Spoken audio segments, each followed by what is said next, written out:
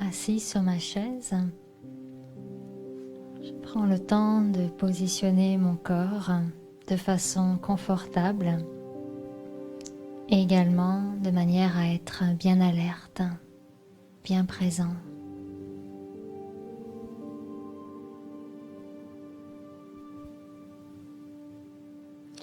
Je dirige tout d'abord mon attention vers ma respiration.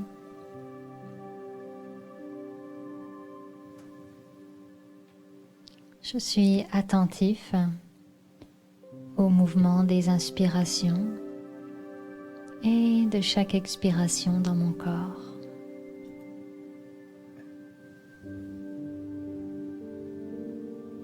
Je ressens ce mouvement dans ma poitrine, également à travers mes narines. Je me laisse bercer tranquillement.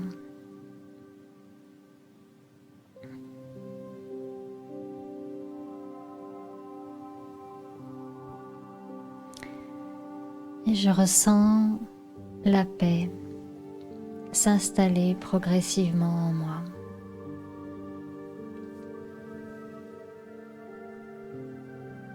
Une paix qui me permet de penser une pensée à la fois.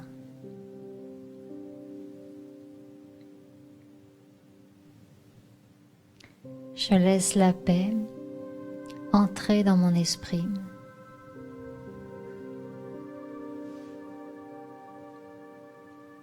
Une paix qui me permet également d'observer toutes les pensées liées à ma journée ou à mon quotidien.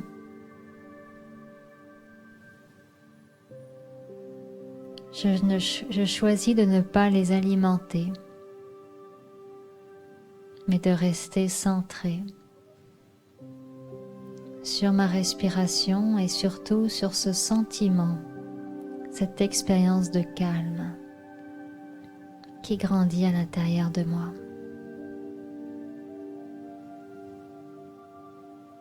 La paix, le calme entre dans mon esprit.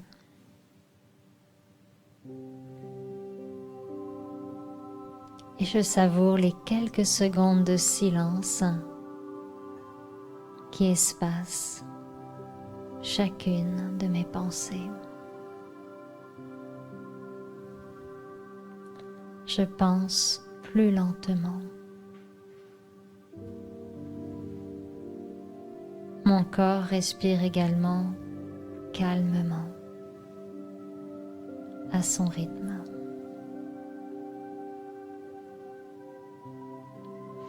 Et je me laisse bercer tranquillement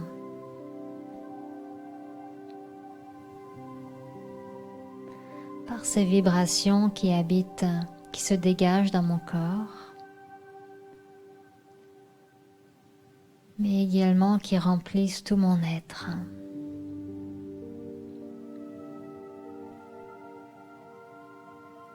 Je savoure ce moment de tranquillité que je m'offre à moi-même ce soir.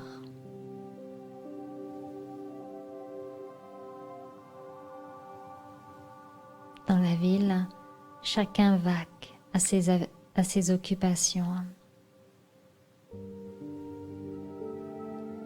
Je savoure que moi, ici, assis dans cette pièce, je ne fais que penser des pensées qui me font du bien. Je me donne à moi-même ce plus grand cadeau, le cadeau de la paix et du réconfort.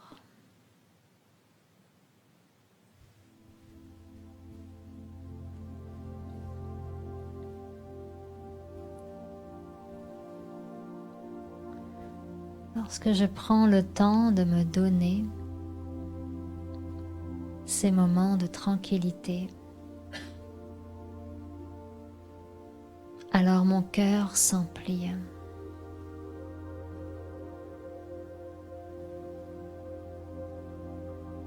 Le cœur de l'âme est fort et tendre en même temps. C'est un cœur paisible, empli d'amour.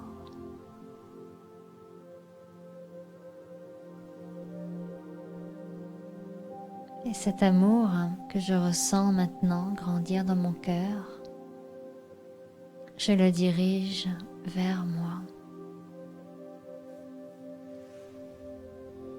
Je m'aime.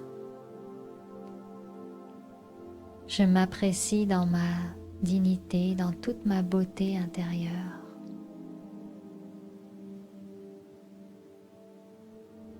Je n'ai besoin de personne, ni de quoi que ce soit, pour me rappeler ma valeur.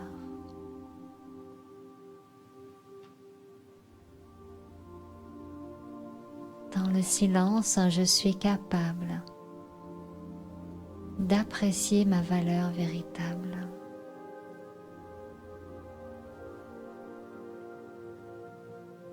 De même que la valeur d'un diamant est inestimable, ma valeur, à moi l'âme, est illimitée.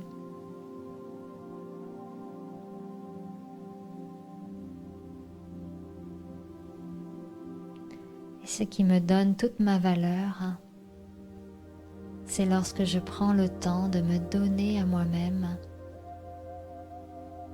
cette précieuse nourriture qu'est la paix.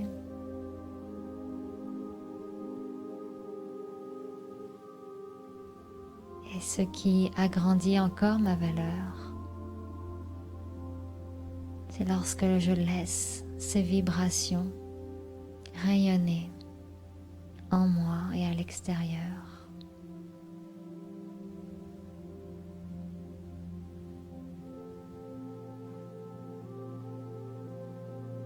Je donne naturellement.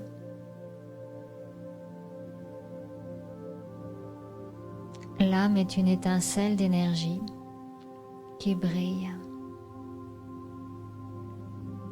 Elle est faite pour rayonner et donc pour donner, partager.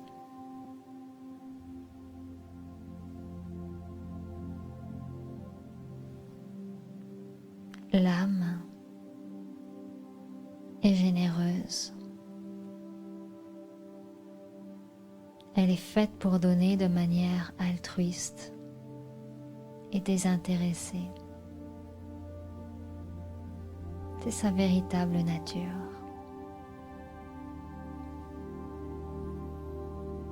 Alors je prends un moment pour accepter ces qualités en moi. Accepter que moi, l'âme, je suis capable de donner, de partager naturellement des vibrations bienveillantes. Lorsque je prends le temps de me traiter avec infinie bienveillance, comme maintenant.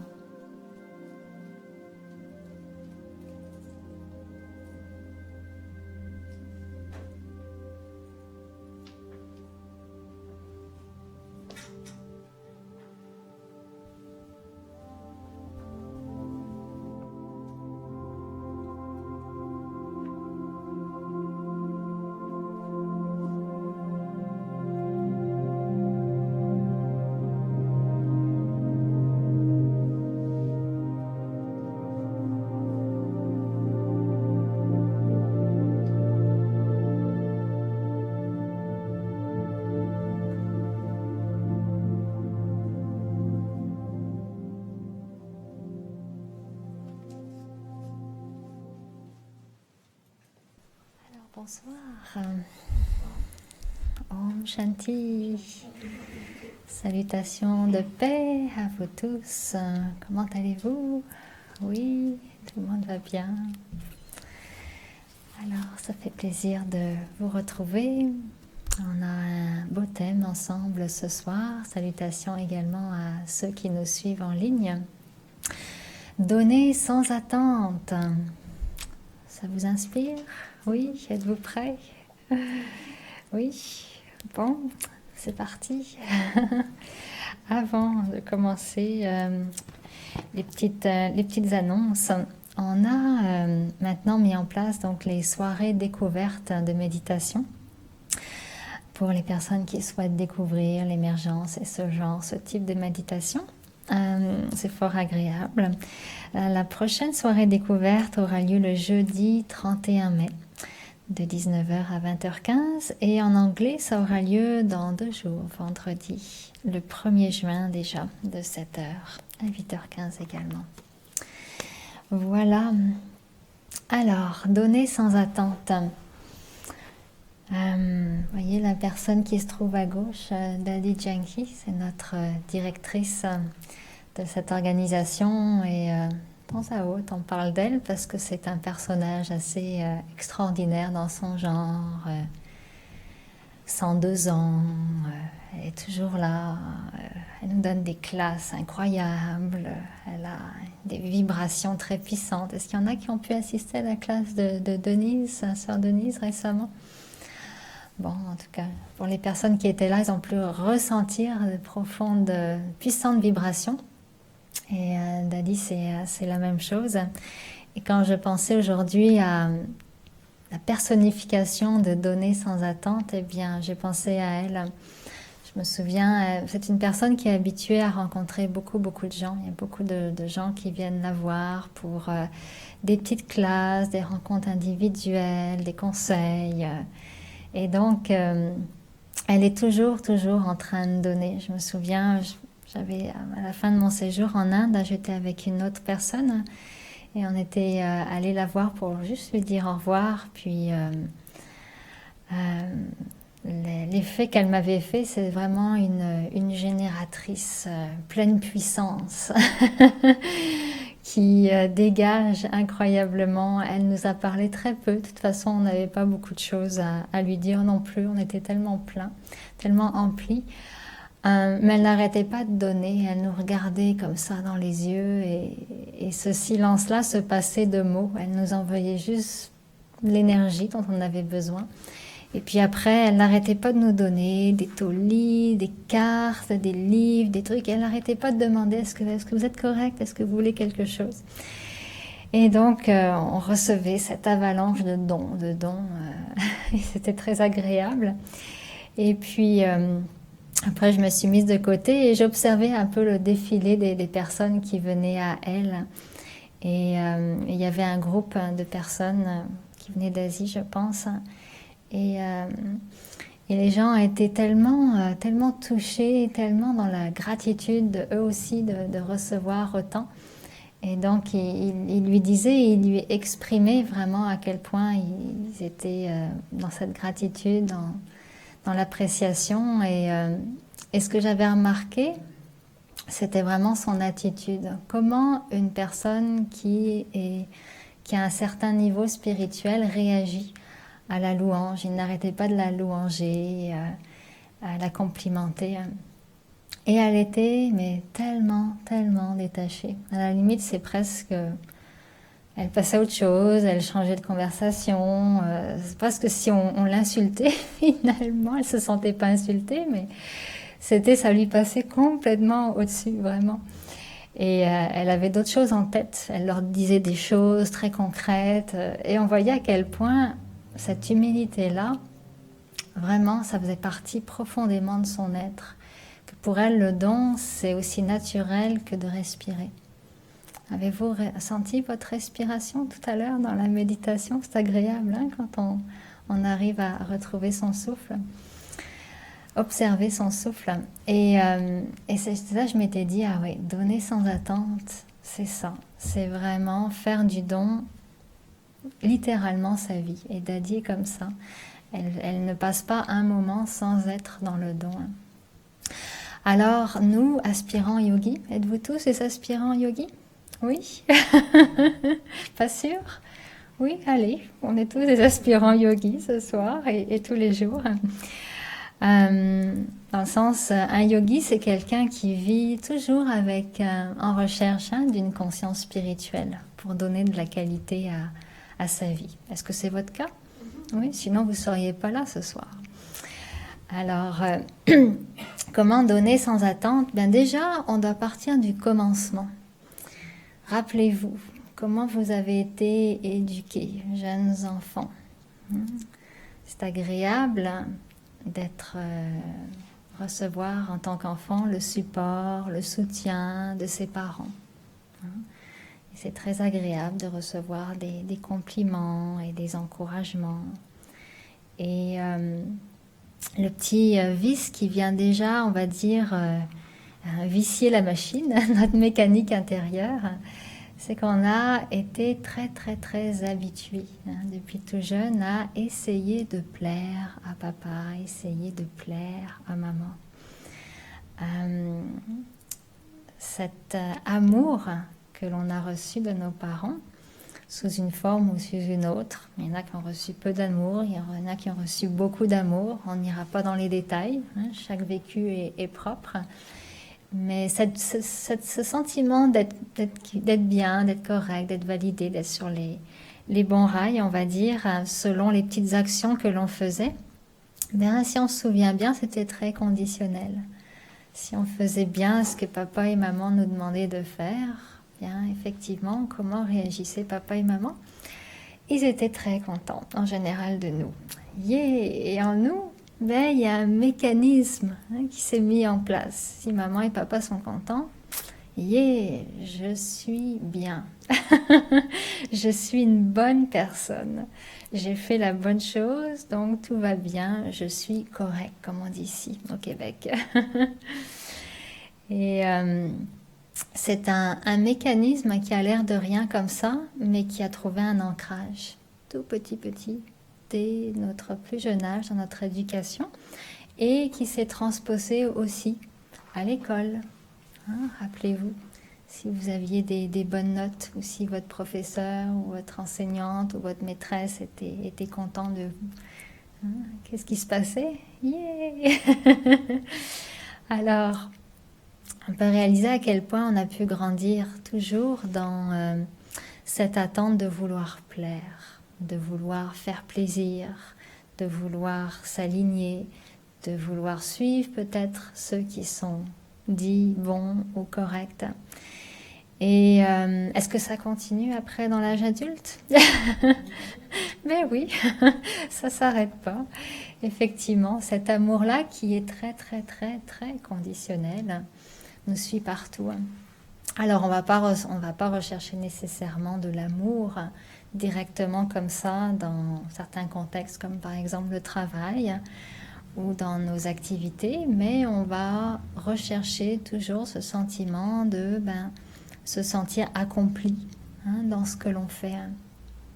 Je me souviens quand je travaillais à un moment donné, on avait dans une organisation, on avait une personne à la direction qui était très peu appréciatif. Et les employés se plaignaient très souvent de souffrir d'un sentiment de manque de reconnaissance. Ça vous est déjà arrivé, ça? Oui, unanimement, le manque de reconnaissance. Ça aussi, alors on donne de notre force de travail, on donne de notre temps. Oui, on reçoit un salaire, mais effectivement, on aspire à plus. Alors, comment se situer là-dedans? Ça vous est déjà arrivé d'aider des gens ou une personne et alors là, on ne parlera peut-être pas sentiment de reconnaissance, mais de pas recevoir d'appréciation.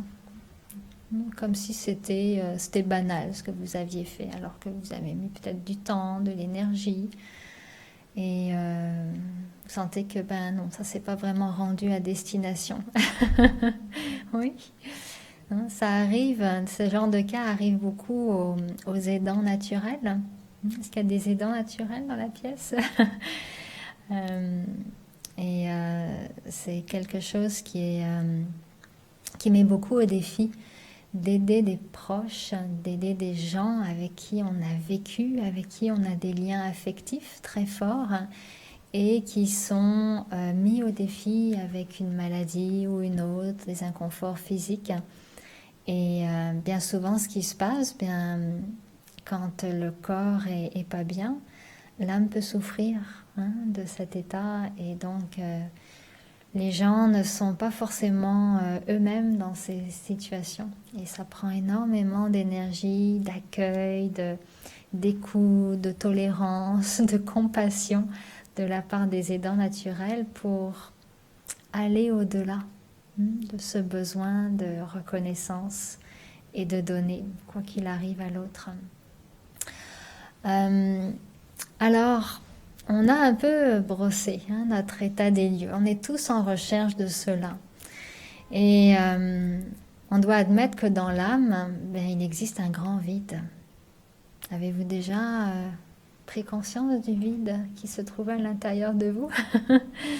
Pourquoi un vide? Parce que si ce vide était plein, on ne serait pas en recherche de tout cela. On ne serait pas en recherche d'appréciation, de validation. On ne chercherait pas l'amour. Je pense qu'un des besoins fondamentaux de l'être humain, c'est d'être aimé. Alors, il existe une loi spirituelle que l'on doit tranquillement apprivoiser. J'aime bien apprivoiser parce que ça nous laisse du temps pour la comprendre et l'intégrer. Cette loi spirituelle, elle nous dit que du moment où j'accepte l'appréciation, les louanges, on dit les compliments, eh bien, je devrais apprendre à tolérer l'inverse. C'est-à-dire, qu'est-ce que je vais devoir à tolérer? Les critiques, effectivement, le blâme, les insultes, toutes ces choses-là qu'on n'aime pas tellement.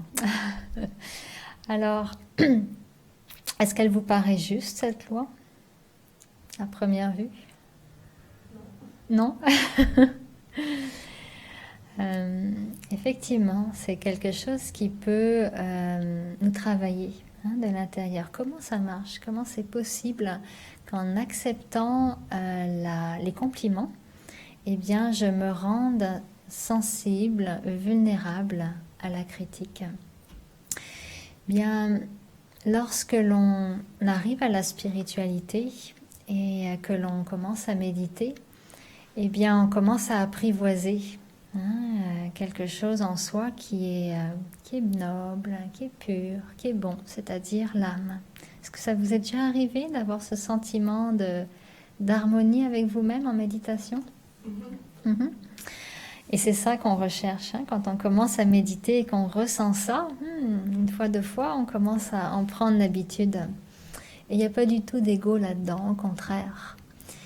Et cette tendance à se nourrir de l'intérieur génère des sentiments très très agréables. Quand on revient à notre sensibilité à la critique et à la louange, c'est le signe de quoi? C'est le signe d'une méconnaissance de soi, ultimement à un niveau spirituel. Alors vous allez me dire, ouais, mais je ne suis pas rendue là. N'est-ce pas? Et en même temps, c'est bon d'apprivoiser ces concepts. Se dire, ok, je ne suis peut-être pas rendue là, mais se demander, mais alors jusqu'à quel point je me connais, jusqu'à quel point j'ai appris à m'apprécier. Et un des signes qui montre qu'on est peu dans l'appréciation de soi et qu'on devient vulnérable, tout ce qui vient de l'extérieur, tout ce que nous renvoie l'extérieur, si ça n'est pas positif, si ça ne nous renvoie pas une image positive de nous-mêmes, donc mène à une sensibilité, je dirais même à une hypersensibilité. Il y a des gens, vous leur dites quelque chose, c'est pas nécessairement une critique, mais vous faites un commentaire sur, des choses qui auraient pu se dérouler différemment, ils sont incapables de le prendre. Vous en connaissez des gens comme ça? Oui. Est-ce que ça vous est déjà arrivé? Oui, inclusivement, je m'inclus là-dedans. Alors, cette hypersensibilité, eh bien, elle vient de ce qu'on appelle de l'ego. Et c'est quand il y a cette hypersensibilité, eh bien, je vous dirais, c'est très bon pour l'âme qui est en cheminement dans la spiritualité. C'est très bon. C'est un événement à accueillir les bras ouverts. Alors, là aussi, pensez à ce que je suis en train de vous dire, comment c'est possible. L'acte de retour à soi, que suppose la spiritualité, bien, c'est un acte qui mène beaucoup à s'observer. Et s'observer, eh bien, c'est être capable de prendre du recul, puis de voir comment on fonctionne intérieurement. Et effectivement, quand il y a des moments comme ça d'hypersensibilité, ça veut dire qu'il y a quelque chose qui clignote à l'intérieur. Attention, danger, tu es en train de entamer ma valeur. Et ça fait longtemps que je vais au Québec, mais j'aime beaucoup être étrangère, même si je me sens plus du tout étrangère au Québec après 18 ans. Mais j'aime toujours remarquer les différences dans les expressions, dans le langage. Je trouve que chaque coin de pays a ses manières d'exprimer les choses. Et puis il y a une expression que j'ai remarquée ici au Québec où, mettons, quelqu'un va relater une expérience pas agréable, il a reçu un commentaire pas agréable d'une personne, et il va dire « Oh, tu sais pas ce qu'on m'a dit ? Je me suis fait dire que j'étais comme ça. Je me suis fait dire que ce que j'ai fait là, c'était pas correct. » Le « je me suis fait dire », personnellement, c'est pas une expression que j'emploie, mais à chaque fois que je l'entends, ah là là, quelque part intérieurement, ça me fait sourire, parce que je trouve ça toujours rigolo comme expression, et en même temps, c'est pas le temps de rire, là. La personne qui le dit, elle souffre. Ça va pas bien, comme on dit, ça se passe pas bien intérieurement. Alors, je me suis fait dire, c'est vraiment une manière, de ce que j'ai compris, d'exprimer que ce que l'autre est en train de me dire directement, il n'a pas mandaté quelqu'un d'autre là pour lui dire. Il lui dit directement, mais comme l'ego ne le prend pas, l'ego est dans un niveau d'énergie que l'on appelle l'insulte, c'est-à-dire l'ego se sent insulté. Et ce sentiment d'être insulté, eh bien, c'est d'un coup, on a le sentiment qu'on a perdu toute valeur et que l'autre est en train de terrasser notre valeur. Alors, ego d'être insulté, c'est très bon de pouvoir le reconnaître, cet ego d'être insulté. Je me sens souvent, quand on sent que ça clignote intérieurement, puis qu'on sent une petite souffrance, une gêne par rapport à ce que nous dit quelqu'un ou une remarque, on va pouvoir réagir en disant mais pour qui il se prend? Ou pour qui elle se prend pour me dire une chose pareille? Ça vous est déjà arrivé ça? Alors là, pour qui il se prend, ça veut dire qu'on essaie de se rattraper, c'est-à-dire on essaie de retrouver une bonne, on va dire, consistance intérieure, posture intérieure, mais on sent que c'est arrogant quelque part. C'est pas notre véritable nature qui se dégage dans la situation. Sentiment d'être insulté. Et ce que je remarque aussi, cette année, je fais une petite parenthèse, à l'émergence, on a choisi le thème de l'amour. Et dans plusieurs centres d'ailleurs, Brahma Kumaris à travers le monde. Je pense que c'est un mouvement planétaire maintenant. Si on ne le fait pas là, on ne le fera jamais. Alors, aimons-nous. Et pendant les 4 premiers mois, comme le mentionnait notre dépliant, oui, nous savons que nous n'avons plus de dépliant. On est en transition dans nos outils de communication, une autre parenthèse. Mais dans le premier dépliant de l'année, on avait un petit sous-thème qui était, je ne sais pas s'il y en a qui l'ont vu. Non, ça ne vous a pas marqué. Bon, en tout cas, pour les gens ici qui ont réfléchi à la chose, les bénévoles, on va dire, on a choisi comme sous-thème déjà apprendre à s'aimer. C'est bien beau d'essayer d'aimer le monde, mais si tu n'es pas capable de t'aimer toi-même, il te manquera une base. Alors, apprendre à s'aimer, c'est sûr que ça conduit à ce genre d'observation. Quand on se sent insulté, effectivement, on se sent mal aimé par l'autre. Et ce sentiment d'arrogance, on réagit pour qui il se prend, mais comment elle peut me dire une chose pareille, puis est-ce qu'elle s'est vue elle d'abord, et on connaît tout ce qui peut s'en suivre. Ce genre de sentiment, effectivement, repose sur l'idée que je n'ai pas pris le temps de m'aimer assez. Est-ce qu'on est d'accord avec ça? Je n'ai pas pris le temps de m'aimer assez. Et donc, je suis hypersensible au désamour. À une vibration qui m'arrive, à des mots qui m'arrivent, à des paroles qu'on me projette et qui crée un sentiment où, à l'intérieur, l'âme est confuse, dans la confusion. Puis en plus, dans ces moments-là, il y a tellement de sensibilité j'ai remarqué qu'on tire des conclusions même assez rapides. C'est bon, mettons, quelqu'un va critiquer ce que vous avez fait ou commenter, même pas peut-être critiquer, mais commenter en disant « Oh non, ce que tu as fait, là, moi je le ferais différemment, je ne suis pas sûre que ce soit une bonne chose. » Ok, intérieurement, donc notre ego se sent un petit peu déstabilisé. Et là, donc je me suis fait dire que ce que j'ai fait n'était pas correct. Et deuxième couche, on tire une conclusion encore plus rapide. Conclusion, je suis pas correcte. Alors ça devient, je me suis fait dire que j'étais pas correcte. Ça vous est déjà arrivé, ce genre de conclusion assez rapide? C'est plus ce que je fais qui n'est pas correct. Ça, à la limite, ok, on a compris, c'est je suis pas correcte. Donc, j'ai aucune valeur. Et il faut faire attention là aussi à ces conclusions un peu rapides. C'est très important si on veut garder une conscience de soi, d'être capable de distinguer le faire, ce que l'on est capable d'accomplir ou pas, et l'être. Le faire d'un côté, l'être de l'autre. Si je fais quelque chose qui est peut-être même déplacé, ça vous arrive des fois d'avoir un geste ou un comportement déplacé, puis on vous le dit. Okay, donc c'est sûr, vous vous sentez mal. Peut-être vous aurez l'humilité tout de suite de l'admettre, ou peut-être pas. Peut-être l'ego créera des barrières, va essayer de se camoufler, et puis vous tenterez de vous justifier. Ça arrive ça aussi, on essaie de se justifier, trouver des excuses. Puis, donc, ce que j'ai fait qui n'était pas correct, ça devient je suis pas correct.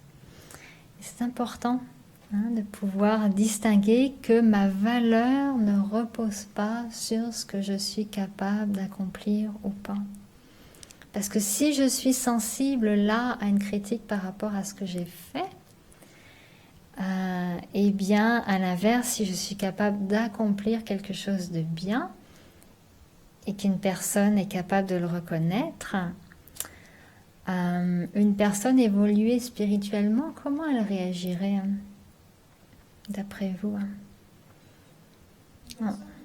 Ouais, une personne qui a fait son cheminement spirituel, donc qui est capable de donner d'elle-même. Elle n'est pas affectée. Ok, alors comment on fait pour ne pas être affecté positivement? Donc là, on dit, ok, on veut donner sans attente. Ok, être capable donc d'être dans cette zone où on n'est ni sensible à la louange, ni sensible à la critique.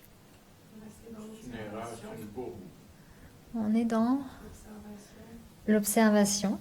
Vous allez dire quoi à l'autre personne? Est-ce qu'on tasse même les louanges ou les compliments, on les met de côté? Qu'est-ce qu'on fait? Non, soyons concrets là, ce soir.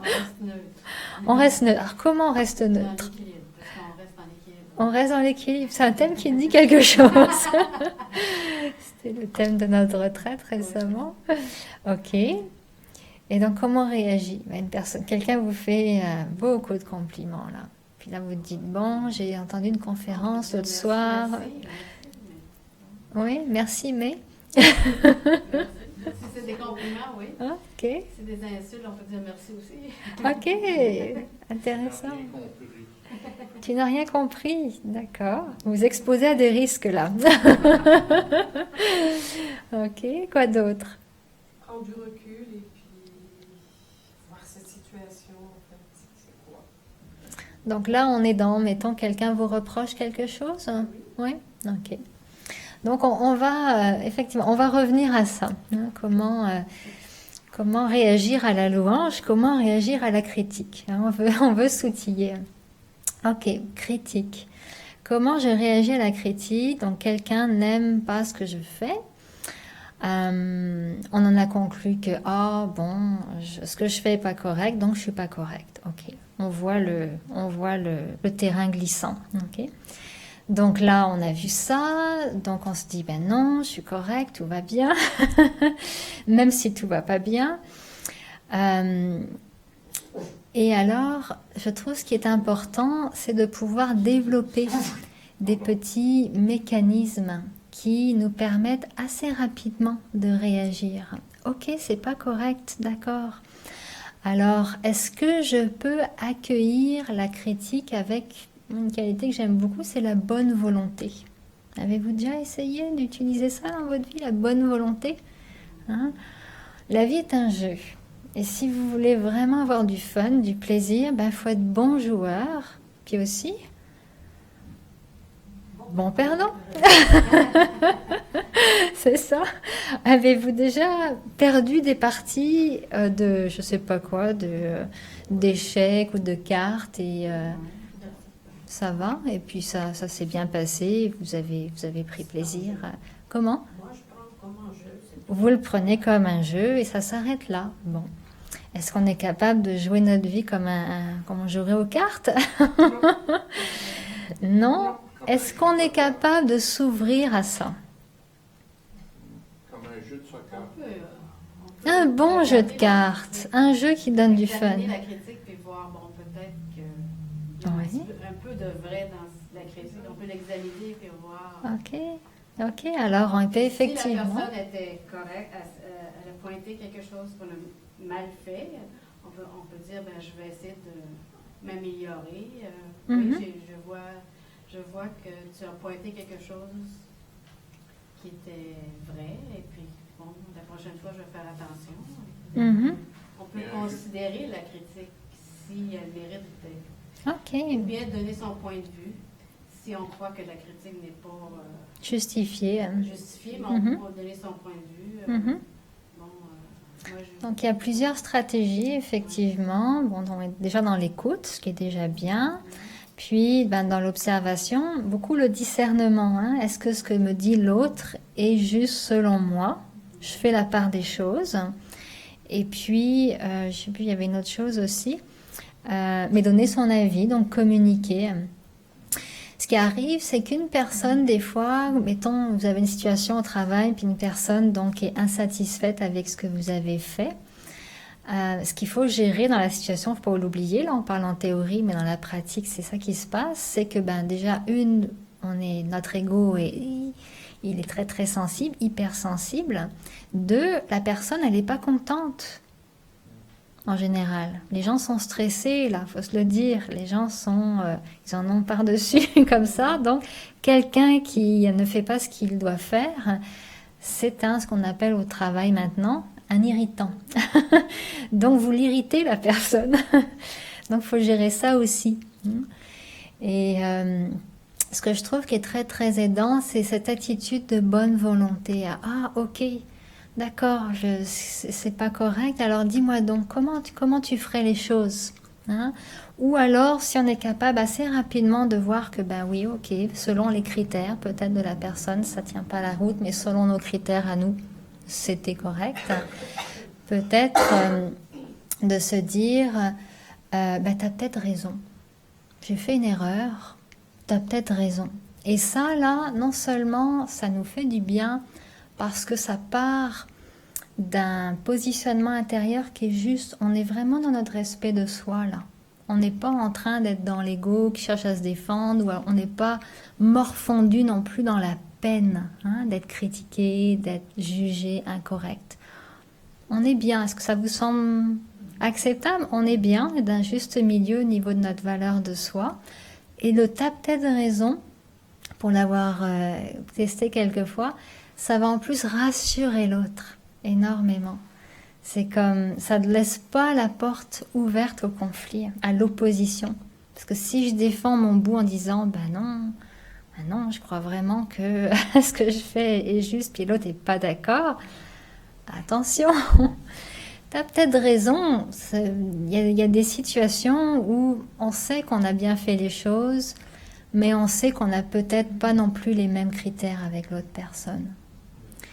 Et des fois, il vaut mieux, je dirais, agir avec beaucoup de, on va dire, de délicatesse pour l'autre, mettre l'autre dans une zone de confort et puis, on va dire, prendre sur soi. Prendre sur soi en disant, bon, c'est ça qu'il voulait, j'ai pas fait, j'ai fait autre chose que moi je juge peut-être mieux. C'est pas grave, ok, t'as peut-être raison. Puis ça rassure l'autre, puis ça demande un certain détachement. Vous trouvez pas? On est capable là de se détacher beaucoup de ce qu'on a fait, de laisser aller, peut-être de prendre, d'adopter la position de l'autre. Ok, ça demande un certain détachement. Mais l'idée, la bonne volonté, essayer d'accueillir, comprendre les commentaires de l'autre, la critique, rassurer, t'as peut-être raison. Quoi d'autre? Ouverture.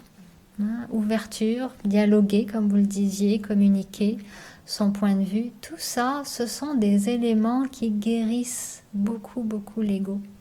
Qui sinon, lorsqu'on n'est pas capable de répondre adéquatement à une situation de ce type-là, l'ego va toujours revenir à charge. Il sera toujours ou très souvent blessé. Et à un moment donné, faut vraiment avoir cette volonté-là de dire, mais est-ce que je peux le désamorcer? Est-ce que je suis capable de donner de moi, de mon temps, de mon énergie au travail, dans mes proches, bénévolement, et être très à l'aise avec la critique autant qu'avec la reconnaissance. Pour une personne qui, on va dire, qui atteint un certain niveau de maturité spirituelle, tout ce dont on parle, là, c'est pour nous, là. On fait notre travail d'observation. On aspire tous à ce niveau de maturité spirituelle, à pouvoir répondre adéquatement aux défis que la vie nous envoie. Ça ne veut pas dire quand on choisit donc de ne plus être sensible à la critique que on devient indifférent à la louange, au compliment. Là, donc, je reviens au point de tantôt, comment on réagit à l'inverse à ça? Est-ce que, non, ça y est, maintenant, on est aspirant yogi, alors tu me dis quelque chose, non, tu sais, il faut je suis détachée, et donc, on ne le dira pas comme ça, mais intérieurement, il n'a rien compris, et donc, je suis détachée, bon, très bien, ça me fait ni chaud ni froid. Est-ce qu'on veut aller vers là? Est-ce que c'est le signe d'une attitude spirituellement évoluée, on va dire? Là non plus, c'est un extrême. On ne veut pas gonfler notre ego. On ne veut pas non plus grandir. Ça, c'est l'ego spirituel. C'est quand on est, on va dire, on fait son petit travail intérieur, on médite, on a compris pas mal de choses déjà sur la spiritualité. Et puis, effectivement, on voit des gens qui nous renvoient certaines choses, puis intérieurement, c'est ils n'ont pas compris grand-chose. Donc ça, c'est l'ego spirituel. C'est j'en sais plus que vous. Mais je ne vais pas vous le dire, vous n'avez rien compris, c'est pas grave. On n'est pas du même niveau. Ça, je pousse un petit peu loin, mais il faut faire attention à ça. Et non, c'est possible de bien accepter aussi la louange, les compliments. Moi, je trouve que cette attitude d'appréciation, qui est une autre vertu que j'apprécie beaucoup. L'appréciation permet vraiment d'accueillir ce qui nous est donné, ce qui nous est renvoyé. L'appréciation, bien, c'est accueillir et remercier aussi. Merci, j'apprécie beaucoup, c'est ça que tu me dis ça, et être capable de me dire intérieurement, j'apprécie, mais c'est pas ça qui va me donner ma valeur de moi-même. Je me connais, je m'apprécie déjà, et parce que je m'apprécie, je suis capable même d'apprécier les compliments. Versus, si je joue ce qu'on appelle une autre facette de l'ego, c'est la fausse humilité. C'est, on vous fait des compliments, c'est « Oh non, non, non, non, vraiment, non, non, je t'assure, non, non, tu te trompes, non, non, vraiment, non, t'exagères. » Ça, c'est... Est-ce qu'il y en a qui ont déjà joué sur ce terrain-là? Moi, je me souviens avoir réagi comme ça. Être pas capable souvent ou être gêné, ou être mal à l'aise, ou... On a tous eu ça, je pense. Alors, cette gêne-là, c'est là encore le signe que c'est un ego qui se place un petit peu inférieur parce qu'on sent que on le mérite pas vraiment. Mais bon, il y a une partie de nous qui est contente, qui le prend quand même. Mais quelque part, on sent ok. Et là encore, le positionnement intérieur n'est pas juste.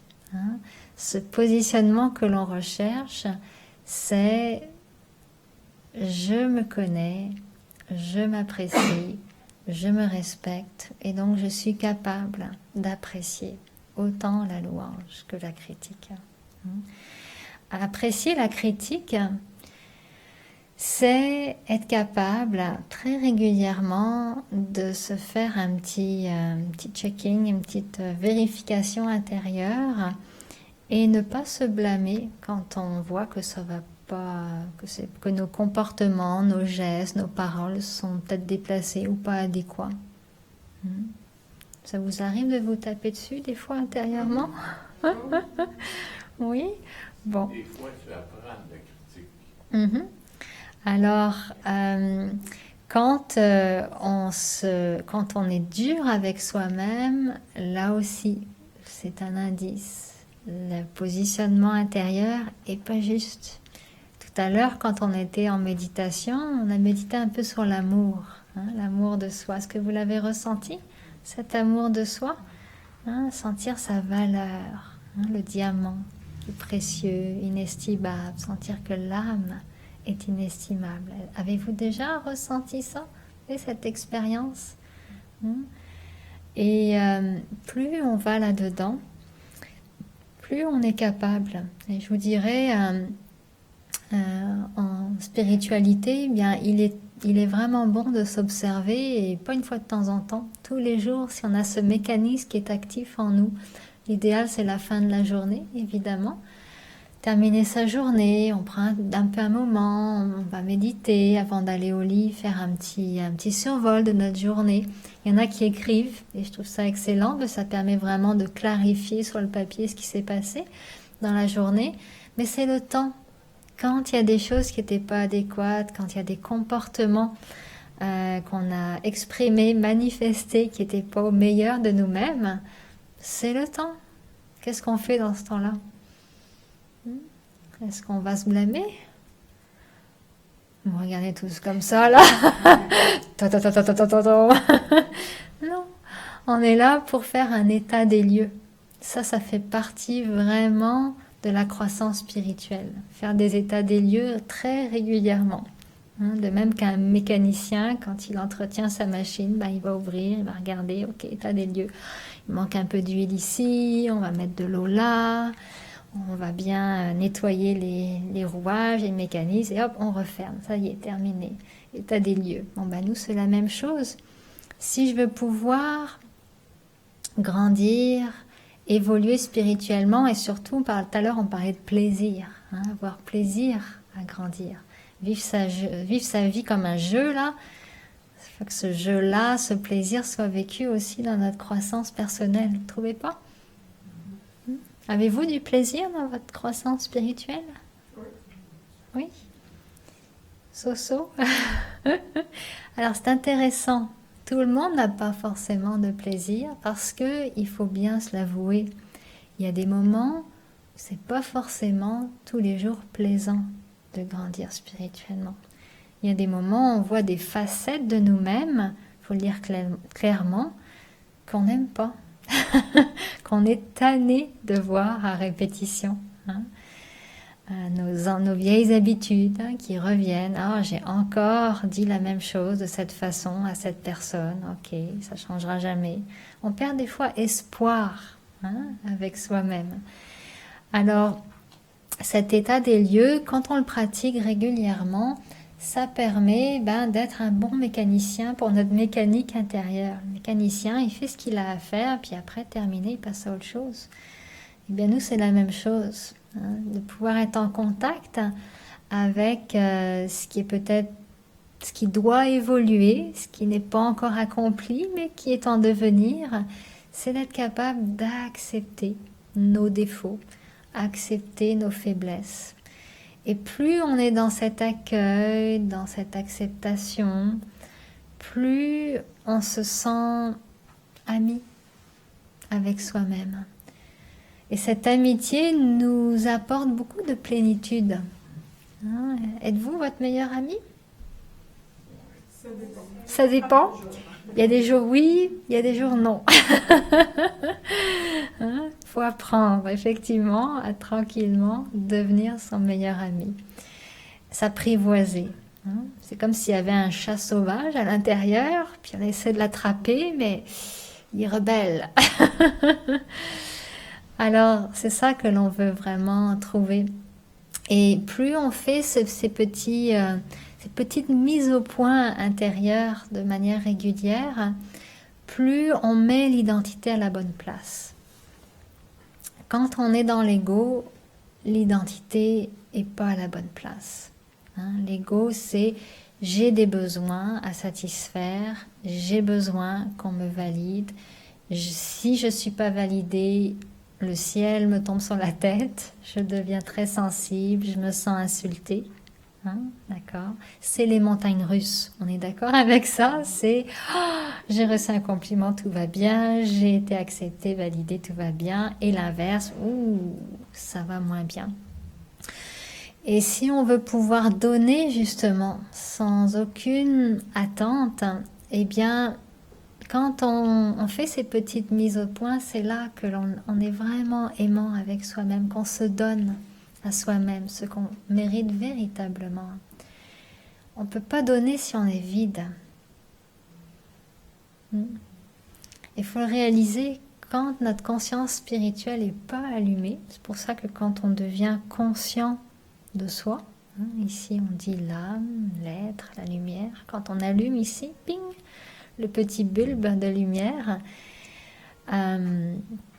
on est capable de donner.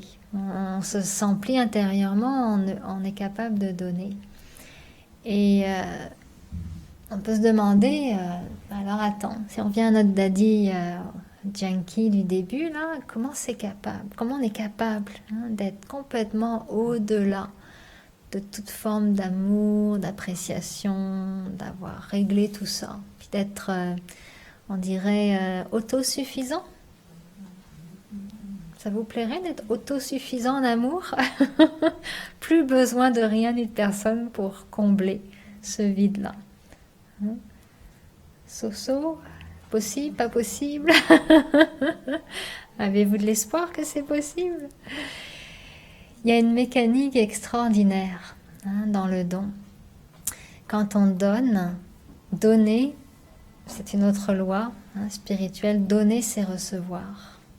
Donc quand je suis dans le don et que j'apprends à donner au-delà des compliments, au-delà du manque d'appréciation, au-delà de l'indifférence, mais que je le fais parce qu'il y a une motivation intérieure qui me pousse à le faire. Eh bien, si tout est bien aligné, si nos petites mises au point sont juste à l'intérieur, je reçois automatiquement. Vous allez me dire, Marc, qu'est-ce que je reçois? D'après vous, qu'est-ce qu'on reçoit? Bonheur. Du bonheur. Ouais. Comment c'est possible? Je remarque à toutes les fois que je donne quelque chose, Oui. ça me revient tout de suite. Ça vous revient. Ok. Donc ça, là, c'est difficile à expliquer. Et en même temps, ben c'est ça, c'est une loi de la spiritualité. Du moment où on est dans le don, un don qui est pur, un don qui est désintéressé, un don qui part de la bonne place. Nos petites mises au point, là, nos mécanismes intérieurs, tout est réglé, tout est beau, tout est bien huilé, on s'est donné à soi-même, on est bien, on s'aime, le diamant, la lumière. On donne, on fait ce qu'on a à faire, désintéressé, et le retour de cela, c'est le bonheur. C'est ce qu'on appelle, c'est karmique, c'est-à-dire c'est une loi de l'attraction. Tu donnes de l'énergie positive, tu en reçois, quelle que soit la personne devant toi. Parce qu'à un moment donné, tu réalises que non, ça t'intéresse plus vraiment tout ça, le jeu, des compliments, c'est le fun, on apprécie, gratitude, tout ça, mais on sait qu'il y a autre chose qui nous anime. Et ce terme-là, animé, je trouve que c'est important. On peut vraiment y mettre, c'est là qu'on y met vraiment nos motivations, nos intentions. Qu'est-ce qui me motive à faire ce que je suis en train de faire? Mettons, pour une personne qui apprécie pas nécessairement ce que je fais, mais je sais que je dois le faire. Parce que si je le fais, je sens que je suis fidèle à mes valeurs.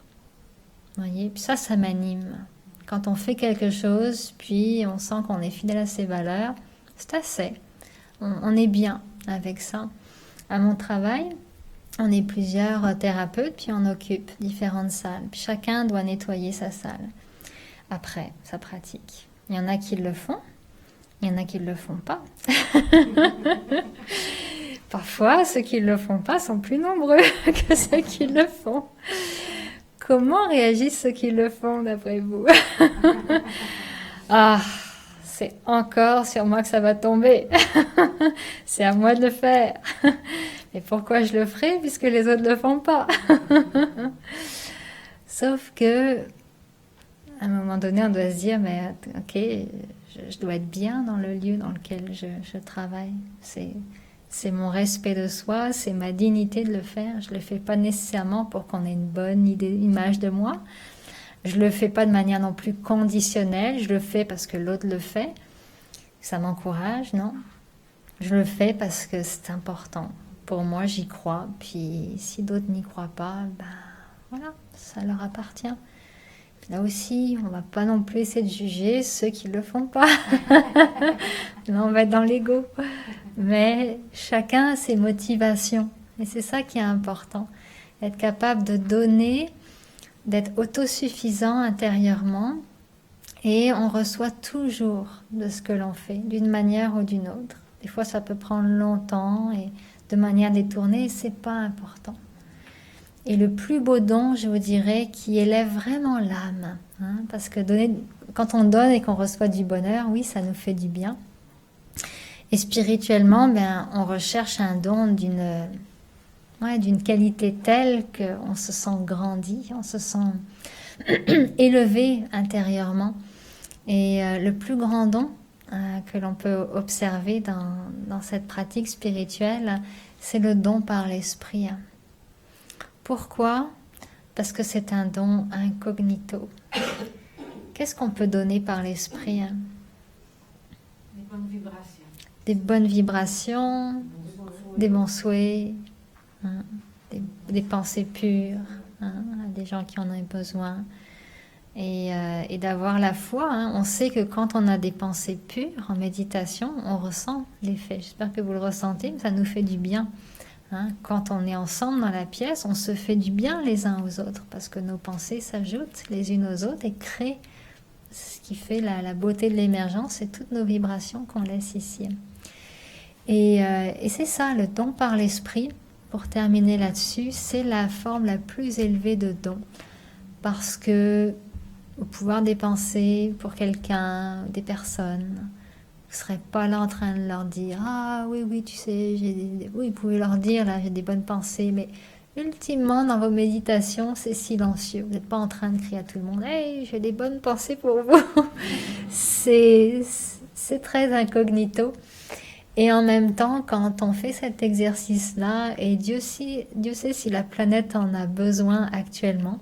Moi, quand j'écoute les nouvelles, maintenant, au lieu de me dire « Oh, c'est terrible », je me dis plutôt « Bon, je prends l'information et je me dis « Ok, ces personnes ont besoin de soutien. Ces personnes ont besoin de bonnes vibrations. » Et dans nos méditations, c'est le moment d'aller envoyer ces vibrations. Et pourquoi c'est le don le plus noble ? C'est parce que vous n'avez aucune preuve qu'il a eu un effet. Donc vous avez 0 retour sur investissement, au sens quelqu'un vous dit ben oui ça a marché ou ça n'a pas marché, vous n'en savez strictement rien. Par contre la seule preuve tangible qui vous dit que oui c'est un don élevé et noble, c'est quoi d'après vous ? C'est ce qu'on ressent. C'est ça, on se sent tellement bien. On se sent grandi intérieurement. On se sent plus paisible. Si on envoie de la paix, on se sent en général plus en paix. Si on envoie de l'amour, on sent que notre corps déborde. Alors, voilà. Je pense qu'il est temps d'en faire l'expérience ensemble. On va clore avec une méditation.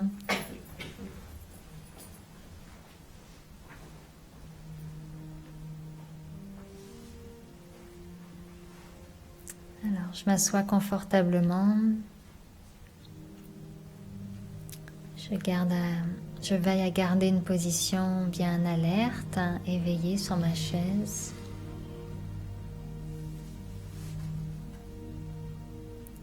Et je retourne naturellement à mon ancrage, mon souffle, ma respiration.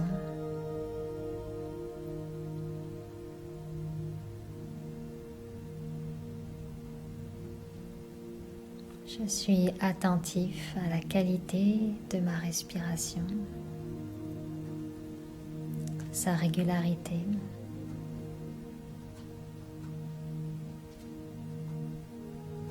J'observe les rythmes de mon corps. Je prends contact avec mon cœur qui bat.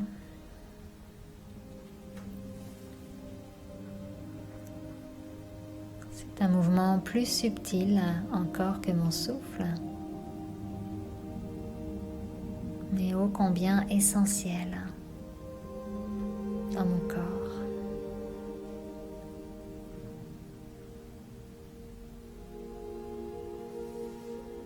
Je prends conscience que je suis la vie qui anime ce corps physique. Étincelle d'énergie pure, calme, lumineuse.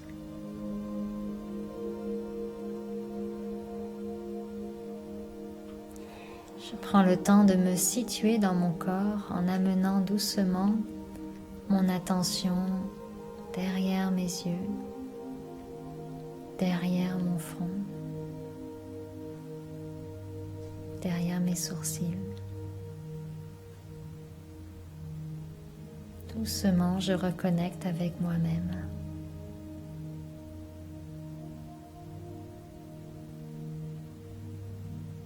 Je me fais le don de la paix.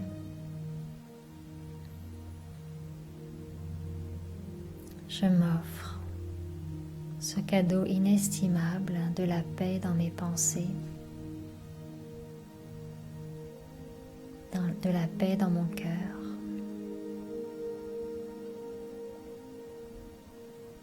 Si je vis une situation en particulier dans ma vie, dans laquelle je ne suis pas nécessairement satisfait de moi ou bien d'autrui, je prends un moment pour accepter cette situation telle qu'elle est là maintenant.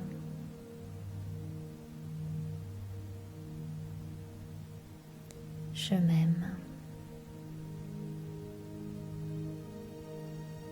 Je me fais le don de l'amour.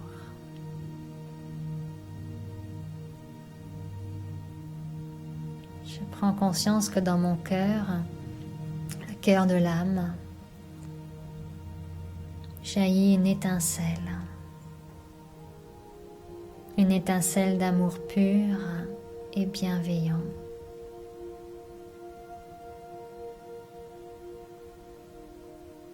Lorsque je suis en contact avec cette étincelle, alors je me veux du bien. Je m'accepte telle que je suis là maintenant dans mon cheminement,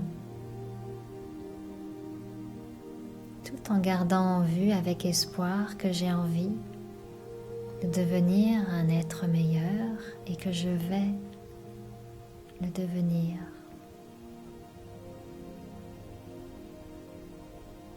Je me fais confiance.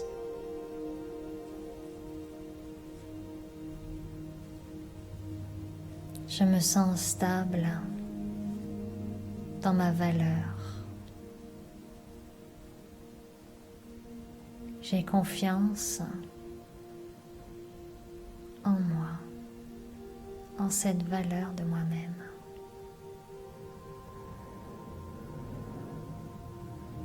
Et je reconnais que chaque être autour de moi, dans ma vie,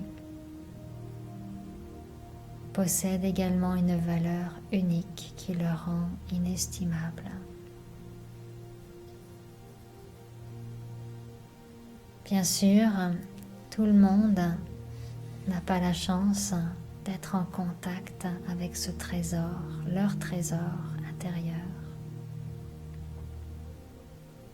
Mais moi, dans ma vie, c'est le moment d'être en contact, d'apprécier ma valeur. Plus je ressens cette valeur en moi, plus je peux donner aux personnes, aux êtres qui en ont le plus besoin, ces vibrations. Vibrations de paix, vibrations bienveillantes, vibrations d'espoir aussi.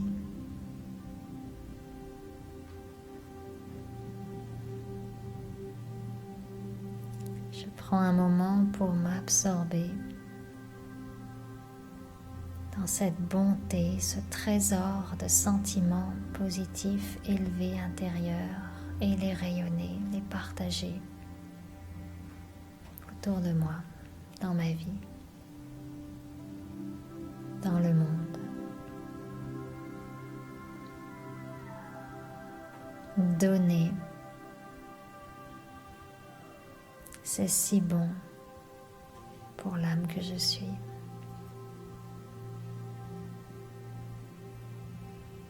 Donner est ma véritable nature.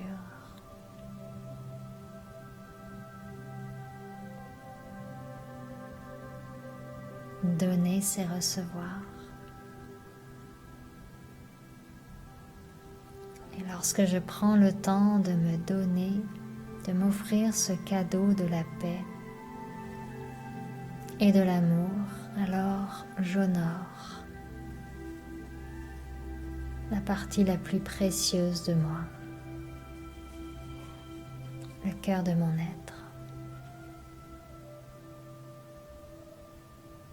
Cela me rend ainsi stable, équanime dans ma vie,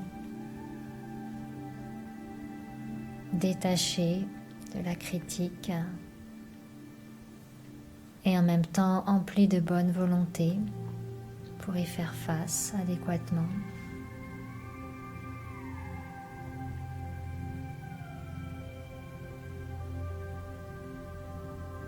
Détaché des compliments, de la louange, et en même temps appréciatif de ces encouragements qui viennent à moi sur mon chemin.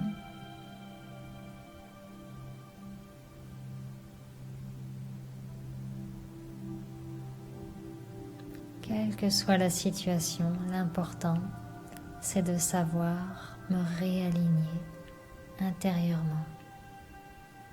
Savoir qui je suis et que ma valeur ne dépend de rien ni de personne à l'extérieur.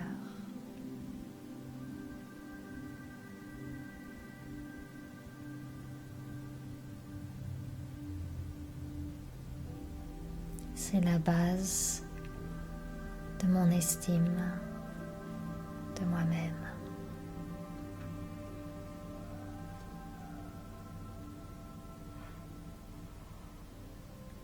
Om Shanti, Shanti, Shanti. Om, je suis une âme. Shanti, paisible.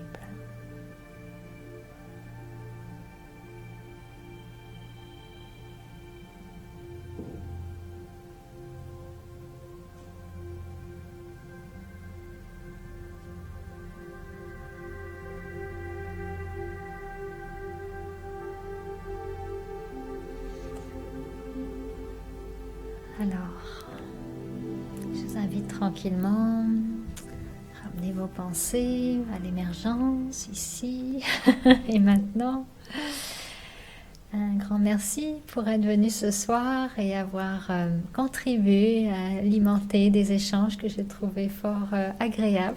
C'est agréable d'échanger entre nous comme ça et d'essayer de mettre un peu plus de lumière sur des choses qu'on vit tous. Merci également à ceux qui sont en ligne de nous avoir suivis.